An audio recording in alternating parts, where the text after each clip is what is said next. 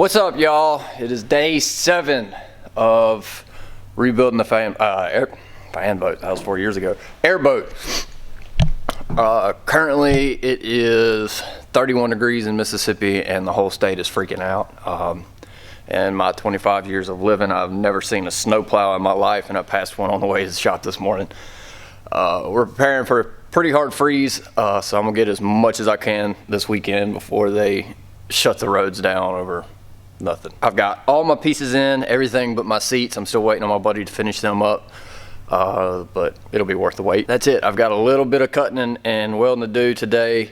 I've got my new steering cable in, which is awesome. And by the way, I get a lot of questions of where I got those cables.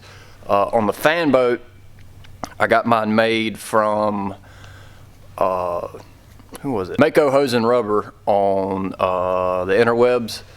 They make them to order. They are awesome cables. It was absolutely awesome. Both ends were stainless steel. I paid a little extra for stainless, and it was well worth the money, but it was incredibly expensive. I mean, it was like over $400 to get a 16-foot cable for that boat. I got my new one from Diamondback Airboats, which was about $200, $285, I think. I just hope to God it's long enough. I ordered a 14-foot cable, and their 14 feet looks a lot shorter than mine. So we'll see. I'm fixing to put it in. That'd actually be the first thing I do today. But yeah, that's where I got mine from. I'll try to link both of the websites from where I got them from in the description. They are the Mako Hose and Rubber one was an awesome cable. It never failed me. I don't know about the Diamondback one. They look very, very similar. I'm sure they all are, but we'll see. If you haven't already, please subscribe. The last video did awesome. I got like 10 new subscribers off of it, and that was pretty cool. Got a few comments for suggestions for future videos, which is even better. So yeah, guys, slap that subscribe button and let me know what you'd like to see in the future. All right, guys, so the only thing I've done so far is rerun my new steering cable. The steering part is, for the most part, done. I'm still gonna adjust it down at the bottom because the stick comes way too far back to be standing on the front deck and be able to fish. So I'm either gonna make a new stick for it eventually, or do something at the bottom to where I can push that stick a little bit farther out. Without having to redo this bracket on the bottom again, because if I have to drill that hole one more time, I'm gonna lose my mind. So now I can finally put my hatch in. I finally got it in, and it's time to cut this hole. Cool thing about these hatches is they give you a template. Tape it up here where you want it. Cut out where it says cut, boom, slap your hatch in there, drill your holes, and you're good to go. I don't really like doing it that way. Come on, camera focus. I don't really like using their templates because it's written in Chinglish, and I don't know how exact their measurements are. So I'm gonna use the actual hatch as my template, which is something I highly suggest you doing. Not saying that template, the paper template is wrong, but it's better safe than sorry before you cut a giant hole out and you got to scramble to find a new hatch to fit in that hole. So I'm gonna set y'all up on a tripod, show you how I lay it out, and cut this hole. That way I can go ahead and spray the paint on this thing, finish up the console, and get ready to wire this dude today. So that's the plan. All right, so I've got my hatch up here. Now what I do with my tape measure. Now the hatch has a lip on the inside. That's what you want to cut out. That's what opens up and goes inside your box. Don't cut out this, obviously. It's got a whole bunch of bolts for it to mount to. I think these are number 10 bolts, something like that. So I'm gonna measure here. I've already got a center line on my box that I laid out to drill the big hole so I can reach my arm in there and bolt it down. So I know that's center. So I'm gonna work off that center line there to center up the hatch.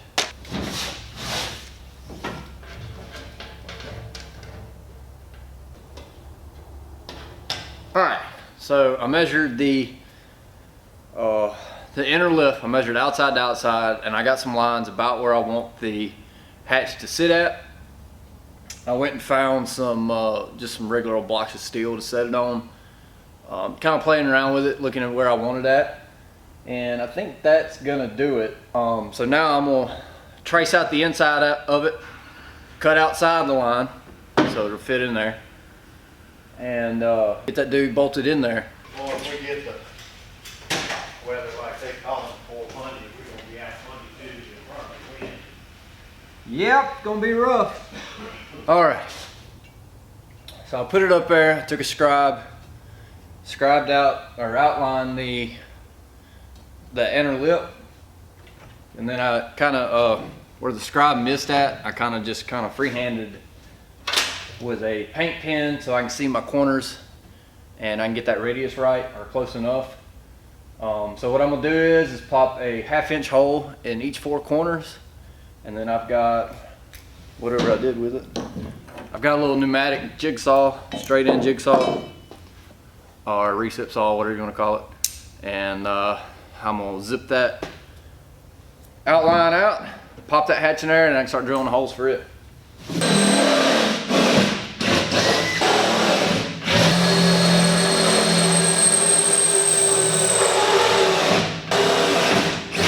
So now I'm fixing to run make my cuts. I'm using, I believe this is like a 20 TPI blade for aluminum. When you're cutting aluminum with these fine tooth blades and stuff, it really helps to keep it lubricated. I know y'all seen me dipping stuff out of this little white container. Here we use what's called AlumiCut because we do so much with aluminum. It's the best cutting oil for aluminum that we found, and we've been using it for, oh gosh, as long as I can remember. I believe McMaster Car carries it. You can use all kinds of stuff. All it does is keep the aluminum from galling up on the blade. So that's what I use, that's what I prefer. I've tried a couple different ones and they don't seem to work as well as this stuff. So you just keep a little bit on the blade, and a little bit goes a long way with this stuff. I'm sure they have a website. If I can find it, I'll leave a link to it because it really is the best that we have found.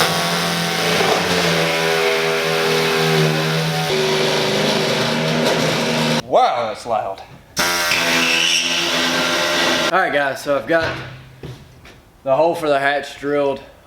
It took a lot longer than I thought it would. I had to swap up for a few different tools. I got an actual jigsaw out that seemed to speed it up some, and then just a die grinder with a carbide burr on the end of it to finish it out. I'm not gonna show y'all the hole because it looks like a 4-year-old couldn't draw inside the line. Now I'm ready to drill the hole. So how I'm gonna do that and get it right, because I'm drilling and tapping. I'm not drilling through holes and putting bolts in it.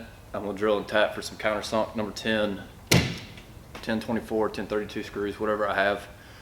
So to do that and do it the right way, I have these. These are called transfer punches. They start at 3/32 and go all the way up to 17/32. So there's every size in between that, and what it is the perfect diameter for these holes. So for these, take it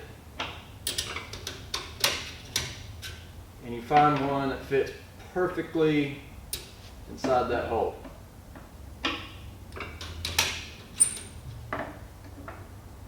Just like that, which happens to be a 13/64. So you take that, give it a little tap,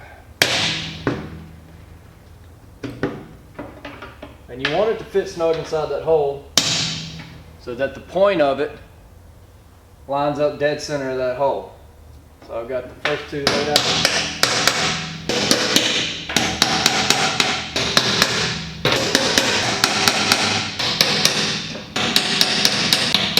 So now what you can do is go back, hit every single one of those with a center punch, give a good place for your drill bit to start. That way you have a good hole that's in the dead center, or a good mark that's in the dead center of these holes. If you get these holes off because they're countersunk, the first one you put in is going to move it to whichever way that hole is off, and then every single one of your other holes is gonna be off. So that's a good trick to get everything nice and straight and pretty. All right, the hatch is in there. I'm done with that. I'm not taking it out again. So if it breaks, it's just gonna be a hole there. Drilled and tapped all the, 10 holes around it, put them in, everything went flawless, which is awesome. Those little transfer punches really make a difference. Actually, let me show you a close up. So all you have to do with these, they come in a set, looks just like this. All you have to do is find the size hole that's in the piece that you're trying to transfer the holes in. I'm using the big one just for an example. And in the dead center of it, if it'll focus, in the dead center of it, come on now. Anyway, there's a point in the dead center. It's not like a typical center punch. It's a point in the dead center. You put it in there and you lightly tap it because there's a very sharp point, and it transfers the center of that hole to where you can drill it into be dead center of the hole you're trying to lay out, mark, whatever. These things save a ton of time in measuring. I love mine. I've actually worn them out to the point where I need another set. I use them all the time. But you want to lightly tap it because the point's so sharp. If you go banging on it, especially on like steel or stainless or something, it'll wear it out. So we are almost ready to paint. I have got to get underneath there and cut the battery trays out a little bit to fit my big deep cycle batteries I have. These are some really tiny battery trays in there, and then I need to cut. The guy who built this just took 2 sections of angle iron and buttered them together, and there's 4 battery trays in here, so I'm getting rid of that. But there's a good place for the generator to sit, so all I gotta do is cut out the center of that angle iron so it'll sit down in there flat out of the fish goo and all that. So I'm gonna pop y'all up on a time lapse because all this isn't gonna be real interesting, and I'm gonna paint it. And when I get done painting all this, hopefully it's actually, I didn't think about it, you know, it's like 28 degrees today. I don't know if it's the best time to paint. Oh well, you know, live and learn. So anyway, whenever this is done, I'm gonna pop you up. We're gonna get on the console because I've already painted it, and guess who forgot to put a bunch of holes in it? This guy. So that's where we're at. I'm getting really excited because it's all downhill now. I really want to get started wiring the motor today just to bump it over. I haven't heard it run in like 4 or 5 months now. That's where we're at. Get ready for a time lapse.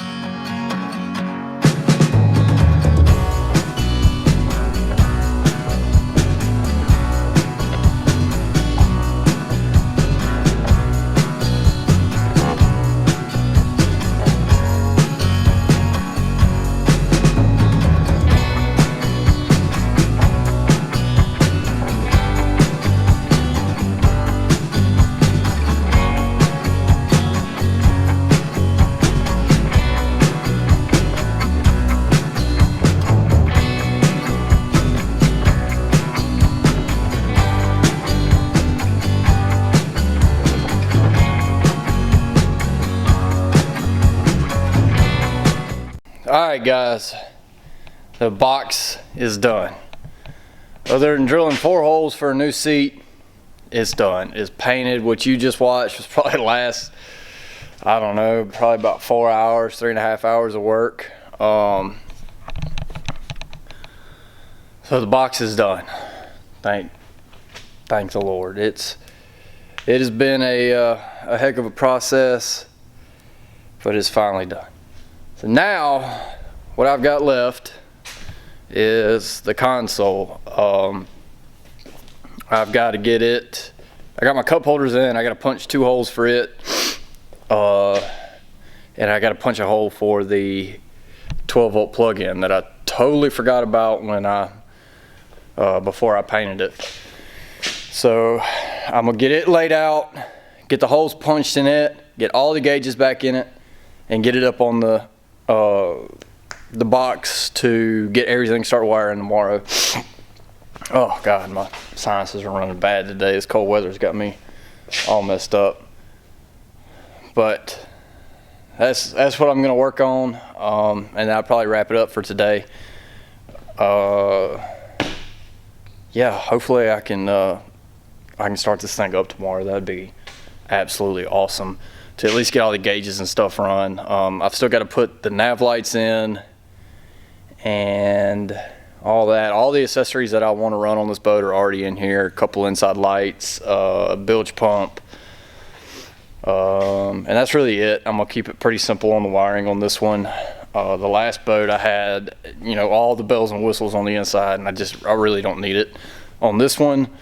And I really don't like wiring. That's something I just absolutely hate doing, just like painting. I hate painting. I'd rather be called lazy than a painter any day of the week. And nothing but respect for you guys that can shoot paint. I'm no good at it.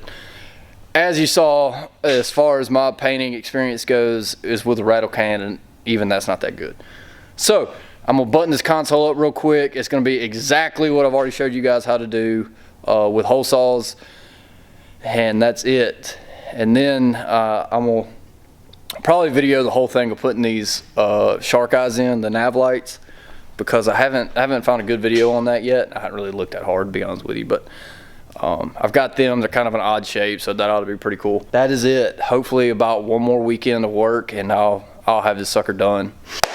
All right, guys, we're on day 8. Day 8. Today is wiring day. I've got a few little things I need to put on there before I start wiring, like my interior lights, my nav lights. I need to get the cable, the throttle cables hooked up to the motor, get all that buttoned up nice and pretty and clean, and then start running my wires. But before I do that, I need to put my nav lights in. So I bought these shark eye flush mount nav lights that'll go in the front corners of the hull. They'll be tucked in nice and tight. I had these on my mud boat, and I really liked them because I am the world's worst about ripping nav lights off. I've got 12 floodlights on the front. I've never hurt one of them, never hurt an LED bar. But these guys got ripped off my fan boat more than anything. So I'm gonna put these nice and tight against the hull. Nothing's gonna grab them, tear them off. Hopefully nothing will grab and tear them off.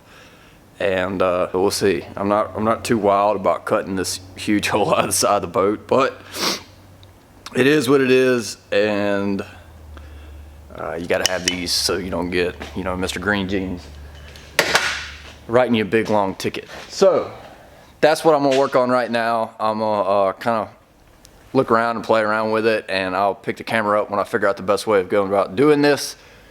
And that's it.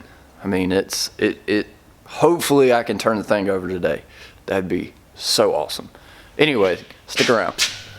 Okay guys, so I've been playing around with it for a little bit, and they sent a template that you can cut out and use and trace, but they also sent these rubber gaskets that go behind it to keep everything watertight, which is the perfect hole for the back of the light. So what I did was, is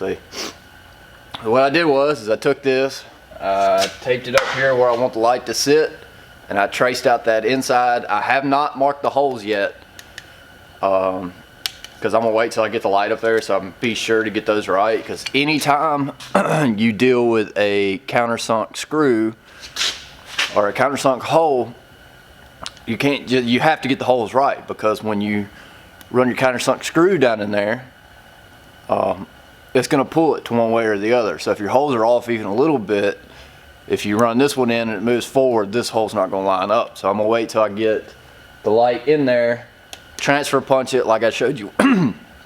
Sorry, like I showed you with the transfer punches, and my holes will be exact, and then I ain't gonna worry about it.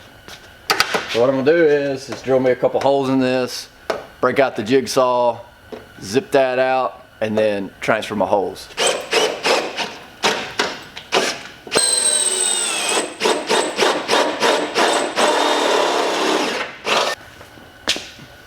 Now you want to be sure you don't go outside your line on these, because there's not a whole lot of room for air. Then you have a giant hole inside of your boat that you got to figure out how to fix.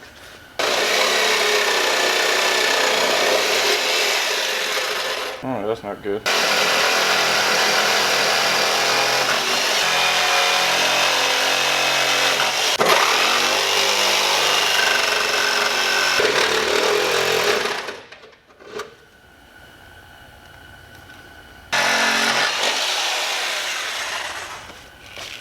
Okay guys, I've got the hole for the light cut out. The light fits perfect. Now I have the appropriate transfer punch. I'm gonna go ahead and mark my holes.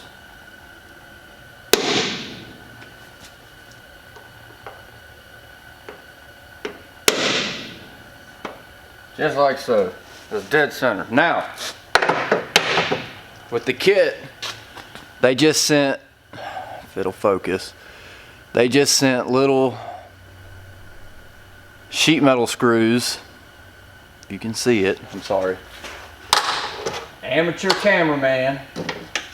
So, if you're putting this in fiberglass, you wouldn't really have to worry about it that much, but since it's aluminum, aluminum tends to gall up, gum up, and break or strip the heads of your screws. So, the best way to run a sheet metal screw through aluminum is to measure it. This one measures 155 thousandths.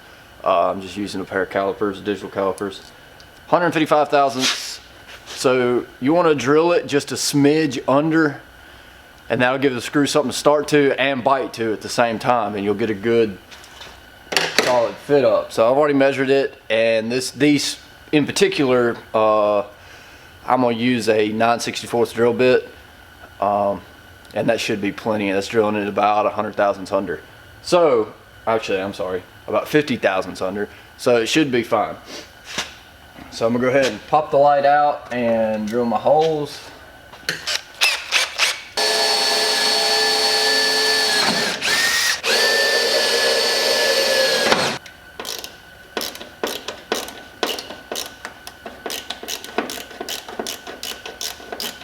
The last little bits of stuff I need to wire in the boat.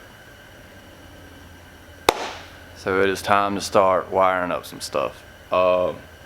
First thing I'm gonna do is clean out all the unnecessary junk I have spread around, all my tools and stuff that I don't need to wire.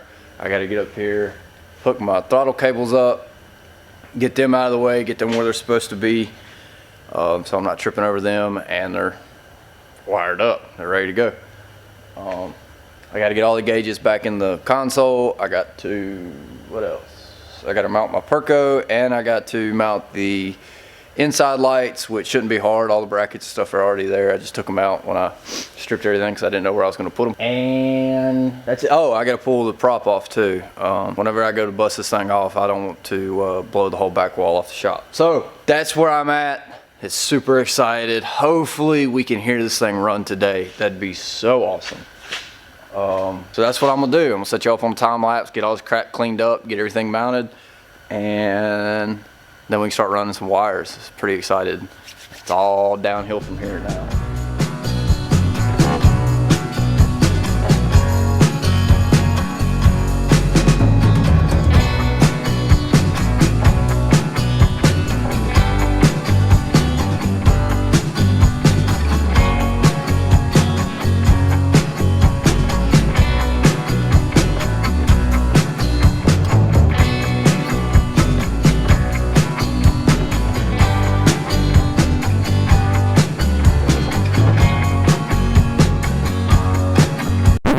Unfortunately, I'm having to cut today short. The weather outside has it's taken a turn for the way worse.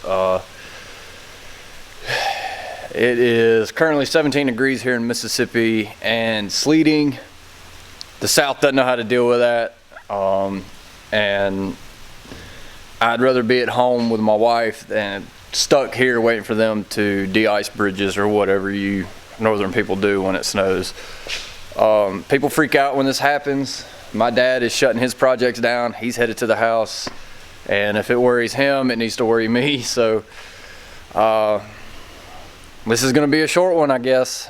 He told me not even to take the boat out. He said I just need to get out of here. So I hope you guys enjoyed the little bit I got done this weekend. Unfortunately, I have got to go now. I mean, he told me not even to pick up tools. So if he's telling me that, it's time to go. And it's not going to be above freezing for the next 3 or 4 days, something like that. So I'm going to make sure I get home to my wife and not stuck on a bridge somewhere or underneath a bridge somewhere. And that is it. I hope you guys enjoyed, and please be sure to subscribe and comment what you'd like to see on this boat and future videos. I do appreciate it, and we'll catch you on the next one.